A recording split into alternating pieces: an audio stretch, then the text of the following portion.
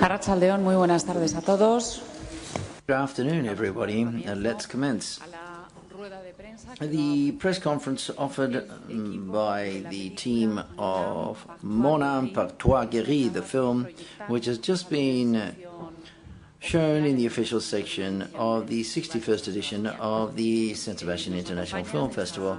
We have with us this afternoon the director of the film, François Duperron, the three leading actors, Guerie Dadebois, Marie Perriand, and Jean-Pierre Darroussin. And we've also had the presence of the producer of the film, Paolo Branco. All of them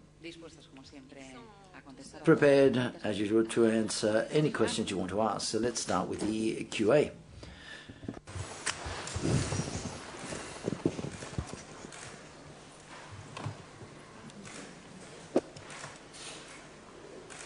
Alguien tiene que romper el fuego. Someone has to break the ice.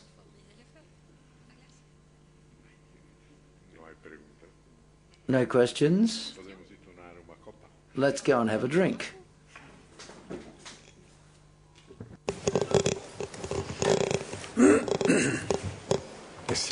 Bueno, si no, vamos a preguntar al señor director. Let's ask the director in any case, what does it mean for you to be competing in the San Sebastian Film Festival?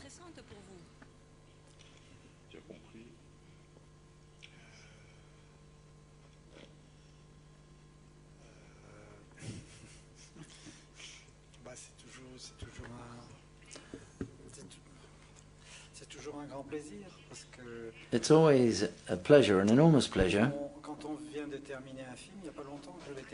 when someone has just finished a film, such as is my case. I finished this film just a little while back. And it's always important how the film is received from the first time, and as the first time it's going to be seen is here in San Sebastian. The truth is, I've always been very welcome here in San Sebastian. But the two films chosen by the film festival, both of them were well received by the audience here in San Sebastian, and that one makes one feel very well and very good. Why? Because at that time one feels quite fragile, and here in San Sebastian and there is a warmth, a very specific or particular warmth, especially in how the film's presented. And when the audience saw the film, they even give you a little ceremony. If they like it, they wait for you when you leave. If that is not the case, they leave before you. So therefore, I think this is much more than just nice, and I think that sets the tone of this festival. I like it very much.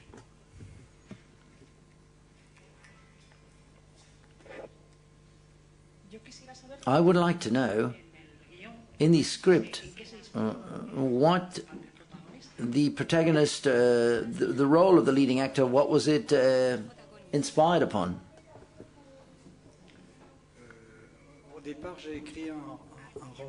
At the beginning, I wrote a novel, a book,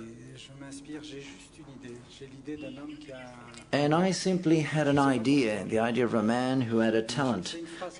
I don't know where it came from, that idea came from, but there is a sentence, and it says in the film, there are certain ideas that stay in your mind, and they're like a seed, those ideas in your mind, and they contain the whole film or the whole story, but that seed has to grow, it has to come to fruit, and that's what happens later. First I wrote the book, and then I wrote the script, and then this continued to grow and ripen with the actors, and they gave body to everything, gave shape to everything, because if we didn't have more context, the written word has no importance. Jean-Pierre or Céline or Jean-Marie, with all of them, Jean-Pierre, they provide a special force and strength and power to it. And this extends onto the question before. It has to be able to be projected on a screen in a cinema. And when the screen is a beautiful screen, and we're in a cinema theater which is full, things are seen in a different way. It's a whole group of things. It's as if that little thing, we don't know where it stems from, that idea all of a sudden offers us just what we see on the screen.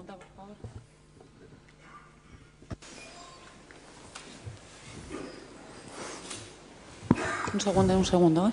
Oui, bonsoir, Grégory. C'est une question pour vous.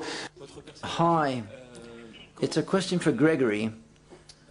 Vu comment vous avez senti votre personnage et How have you felt playing and portraying that character? Perhaps does part of your character, does it represent part of society? Well, part of society, well, perhaps it does. There are people who exist who are like the character, and how did I construct or build the character? Everything was in the script. I just followed the script as if it were a musical score, mixing the text that I was reading and myself. Well, and that's how I obtained the results that I've obtained, which is very good, by the way.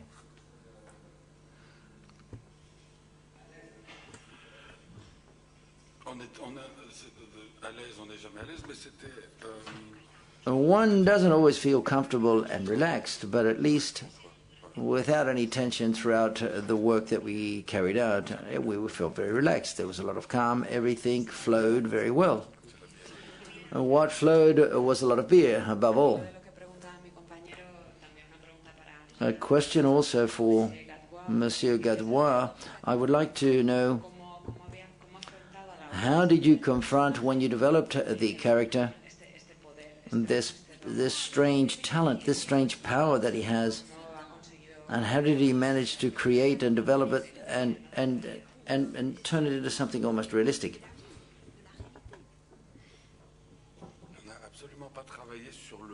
Well, the truth is we hadn't at all worked upon that power or talent per se. More than anything, the talent or the power that I have in the story, at least for me, it's not as if it were anecdotal, but it wasn't the essential issue. The story didn't only base itself upon that talent. We didn't really even talk too much about it. We just simply had a talent, and when he touched people with his hands, he had this talent, and he healed people. And I think it was much more important than all of that, or just simply that talent. Hi, good afternoon. I would like to know a bit more about two specific aspects of this film. One is as regards the music, which at certain moments become a protagonist, or the absence of music, and the other is the issue of those lights, constant lights towards the audience. What's the meaning of all that? Why did you create it that way? Why? Thank you very much. Those flashes towards the audience from the screen.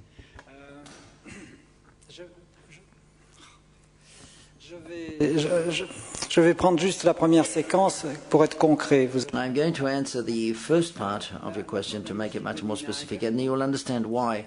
The music by Nina Hagen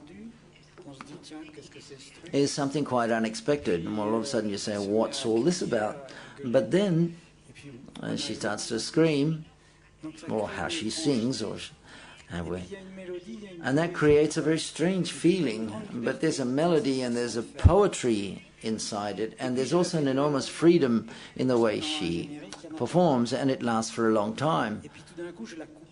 And then all of a sudden I cut the music off brutally, all of a sudden. And normally this is not done the case. I do it abruptly, and all of these groups, all of these different elements mean, as a result, there's a silence there. And that's the way of preparing ourselves to listen to what's going to come next, because later on they're going to talk for 6 or 7 minutes. And it's a dialogue which wasn't easy to portray, and there's a lot of information provided, and I think it's essential that that information is received well, to be captured well by the audience. In this sequence, for example, that's how I worked upon that. And quite often they are an extension or a rupture or an extension of one scene. The same with the lighting.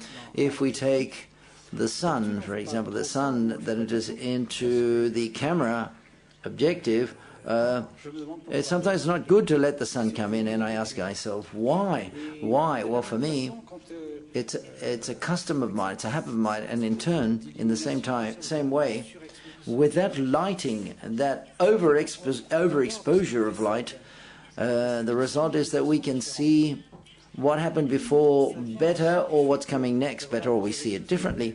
And this, all of us obviously have got photo cameras and also cameras on our mobile phones, and sometimes we take a shot of the sun, and that's beautiful. And in cinema also does this, and this represents a way of being much truer, or giving more truth, because this contributes life to each of the different scenes and the shots. Quite often we try to capture good light and beautiful lighting, but say, no, life's not that way, and life's not at all like that. And in the same way, we try to create an emotion. Well, there are people who perhaps they don't like this such to be the case, but for me, I think that this gives life to the different shots in the different scenes. I like to play with light, and I like to play with music just at the same way, or to play with a text or dialogues written in a script. I've got a question, a background, or a further in-depth question in the same light. It's a question for both of you. At the end of the film, the woman sitting in front of the caravan says, she asks, do you believe in God? And she says, no, but she doesn't seem too convinced. Guerie doesn't seem too convinced. I'm unable to answer. I don't know we have to believe in God or not believe. I'm not too sure, truth be said. It's complicated. Well, if you say no, it's because he doesn't believe in God. The lighting plays a very, and the lighting tells you much more sometimes, and how it's used. I believe that quite easily, each and every person can find what one feels like finding, or what one needs. There's not one single truth, I believe. Nor in this film, and neither in this film nor in general, don't you think? Am I saying stupid things? No, I think what you're saying is quite good. For me, it's perhaps a little different.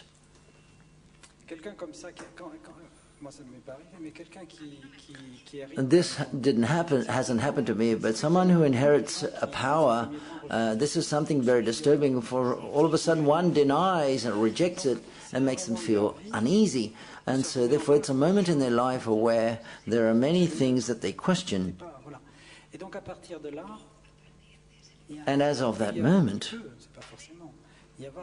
and it's not compulsory, and that's not going to always happen that way, but what might happen is that these people may question things or not. In this film, I don't use words too much when questioning things, for example, whether I believe in God or not.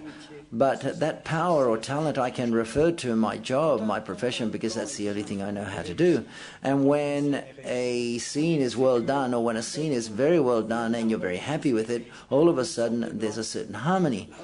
It's like a state of grace. And this transcends us and exceeds us with that power. If he can heal people, I'm not too sure whether he heals or not, but if all of a sudden there's an agreement or a contact with that body, well, perhaps we can say that there's also a certain grace we can evoke God here or not, or whatever we wanted to. So therefore I think of him at that moment in his life is simply unable to put it into words. And that's why I said before that light can also play a role, and the dialogues and the music can also evoke things. And that it's compulsory, but yes, I'm sorry, but it's, yes, of course, it's almost obligatory. I don't need to call it God. It's not necessary to call it give it any word. It's a type of grace. I think that exists in life. For example, to be in love is a state of grace, or is a grace in itself. Congratulations. First of all, I want to thank you.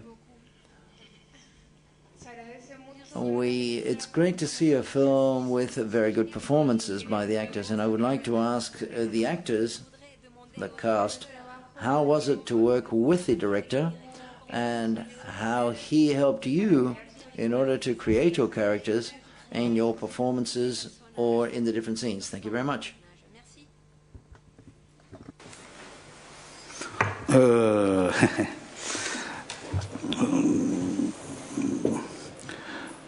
Un film, c'est toujours A film is always an attempt to organize something which is a chaos or chaotic.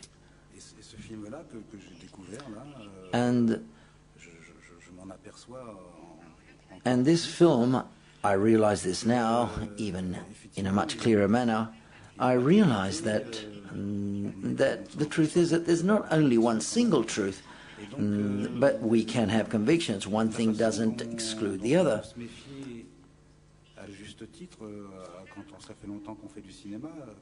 And perhaps when someone like Francois has been doing something for many years, sometimes or quite often, we resist ourselves to making traditional cinema. We want to investigate and question things and to use light, the sun, to incorporate the sunlight in the images.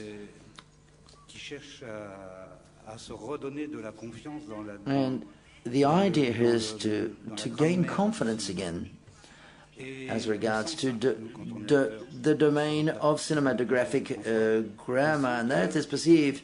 One feels that in Francois' work there's a dialogue that has been installed between both of us, and that dialogue is impregnated with confidence and trust.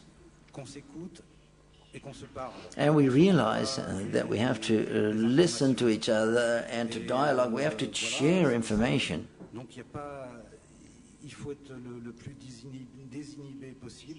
It's important to feel as calm and as disinhibited as possible, existing without existing at the same time.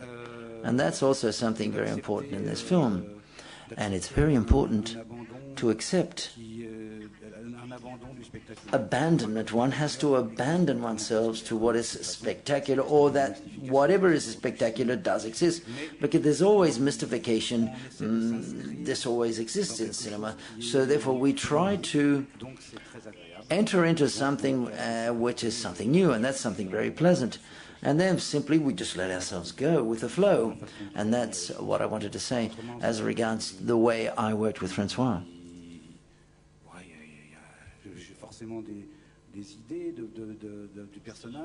Yes, of course, I can have ideas as regards to my character, but the way in which the camera accompanies us, what I like the best, or the thing I like in cinema in general, is that when one is not always concerned about the individual performance. No, I don't like that about. What I'm interested in is to know what's happening between the people and the characters. That's what we have to show, that energy that circulates there. Not the energy of one individual or a person, but the energy that's circulating between the different actors. That's what's interesting. That's what we have to put into flesh and blood, and that's what we have to show. And from the point of view of an audience or someone who's looking at the film or watching the film, or from the point of view of a tree or a picture or a photograph or a painting or a mirror, from the point of view of any anonymous witness. And in this case, for example, it seems to me that it is a type of cinema that I like to work in, because these things happen there, and the important thing is what's happening between the people. And that's the way I like to work. That's what interests me.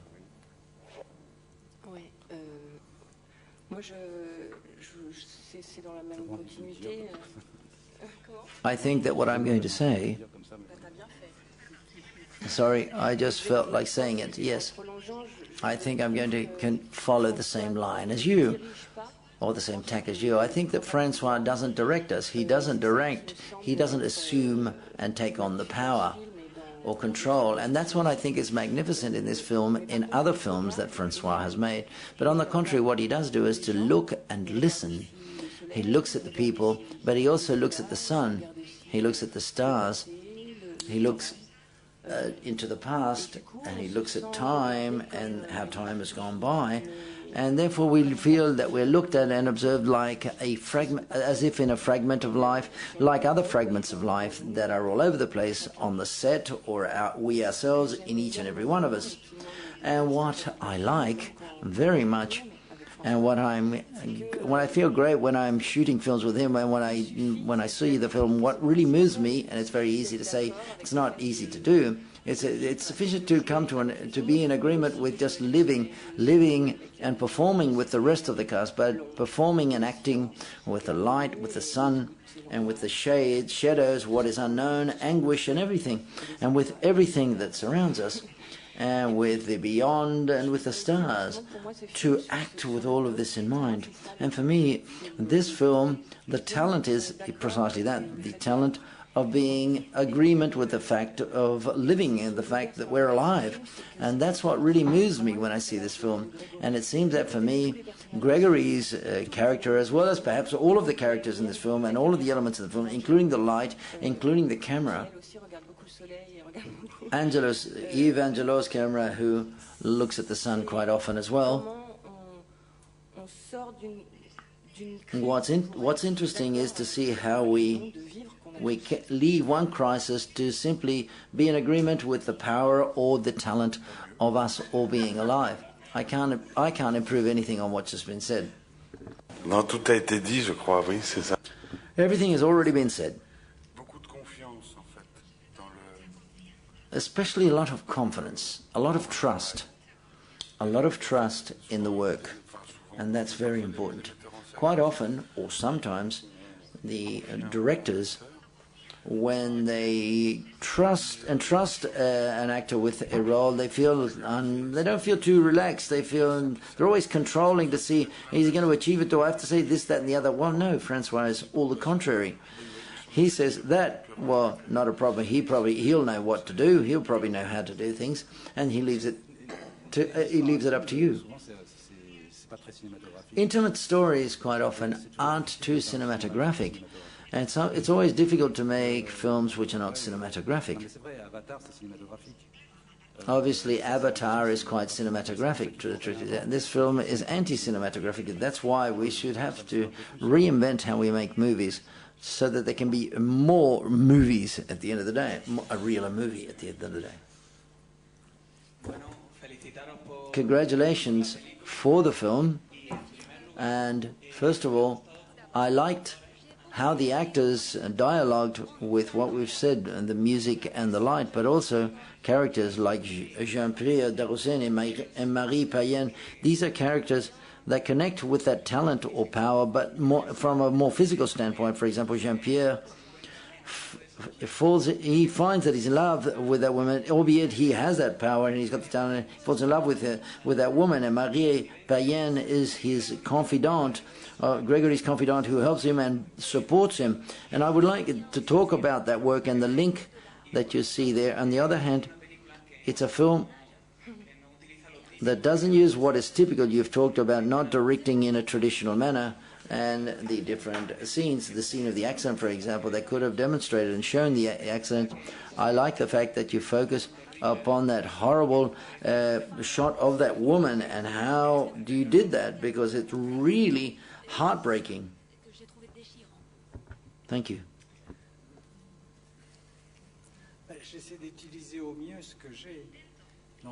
I try to use what I have in the best way possible, and we didn't have too much money. So therefore, what I had described in the novel, said in that way we all smile, but what I had written in the novel was an accident, okay? And then I described that the motorbike flew out one way and he flew off out the other side in the accident, and that and he took the son and he rolled down with the child, and then they ran into a wall. They collided into a wall. But in order to do this,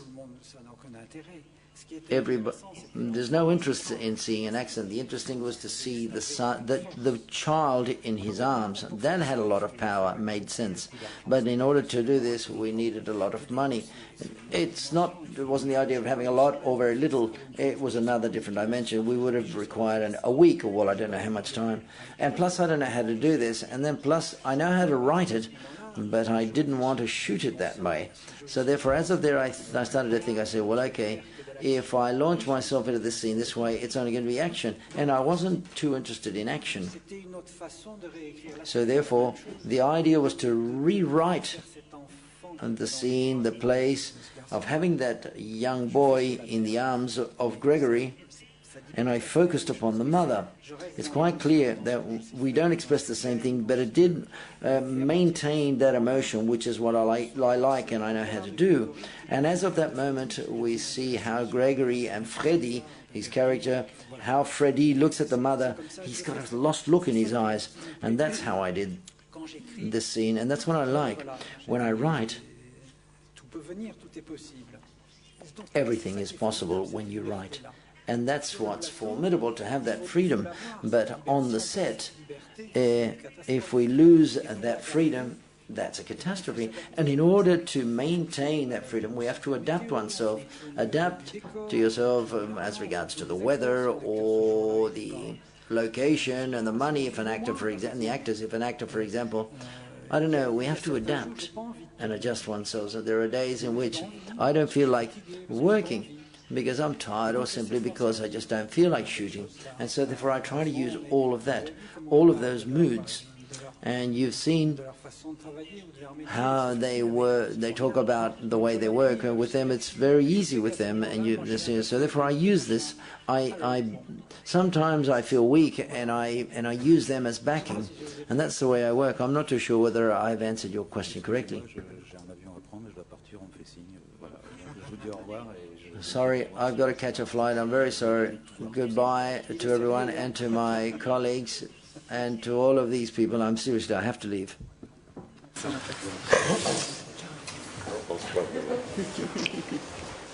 Sí, buenas tardes. Sí, buenas tardes. Hi, good afternoon. I would want to thank you and congratulate you for making a film which is based upon a subject matter which is a bit taboo. I feel very identified with Gregory. I don't see two powers. I see two powers, that of being a visionary and that of healing. I spent a very pleasant time, and the truth is, it's a pity that the film had to come to an end, because I don't think it's an issue that has been dealt with too much, and I'm very pleasant to have felt very identified with them. Thank you very much. That's all I simply wanted to say. Thank you. Any further questions?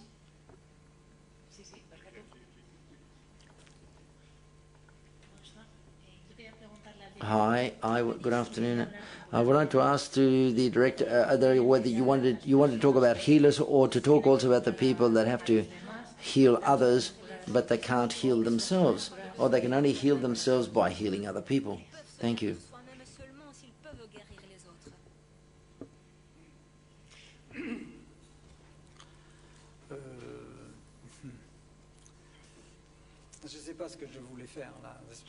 The truth is, from that point of view, I'm not too sure what I wanted to do. What I can tell you is that, or I can tell you what I think, and that is that we can't heal or heal ourselves on our own. We are condemned to live with other people, one with the other.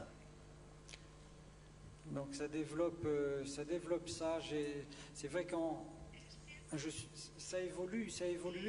It is true that this has evolved in my writing, because I stemmed from something that I knew. I knew healers that could heal burns, but this evolved towards being clairvoyant, to someone who's almost clairvoyant. So therefore, inspired by myself of what happens to me when an idea comes into my mind, and I don't know why.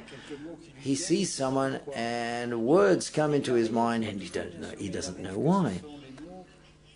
And sometimes those words are very important, and those are just the right and hit the nail on the head words. Bergman used to say that he left Sweden because he had tax problems with the tax department, and he worked in Munich because he spoke good German, and he worked in the theater in Munich. And he said, yeah, everything very, very well, but words came into my mind in Swedish and not in German. And this is when he was talking about the relationship with his actors. And quite often we don't need intelligent words. it's sufficient with just a smile, it's sufficient with just touching people. So therefore, I inspired myself upon this, and I know this because that's what I do. And I think that perhaps with people, perhaps that's the way things work. I don't know. It's sufficient with just a word at times, but we don't know. One is not aware of that word, but maybe that word could free and release something, and the same thing can happen on the set. Perhaps it can happen with a technician, and a hard word comes to mind, which isn't very kind, but that word releases and brings about something.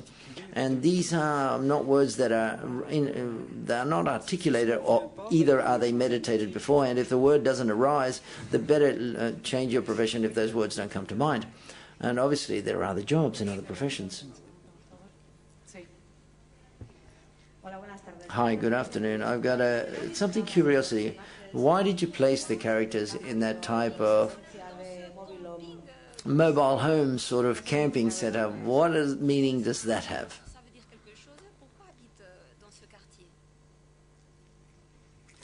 Je pense que ça, c'est un peu un de mes travers. C'est-à-dire que je m'en suis rendu compte. Yes, I've realized, or I realize that at times I do things like that. I realize that now. And in all of my films, and there's always something, and that these are people that are rejected. They're like outcasts. And I did a person who was disfigured by the war, and people with black people, a person with a woman who's abandoned, for example, in my films, and the same thing happens here. And that's the way it comes. When I'm writing, I don't even think about it. But that's the way it comes into my mind when I write.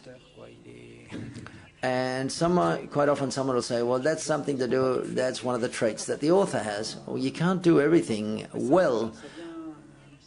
I don't know, but it's something that emerges naturally and spontaneously, these types of things. Obviously, it's voluntary, and it's because I need to do this. I can't work. That's the only way I can work from those people who experience some sort of rejection. And in order to finish, just a small gesture, but I think it's very important. As regards to the subtitles, the leading actor, the protagonist, in front of the caravan says, not only is there is only what you can see, and it's not the same thing.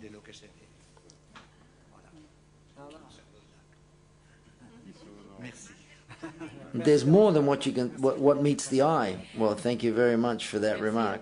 Okay. Thank you very much.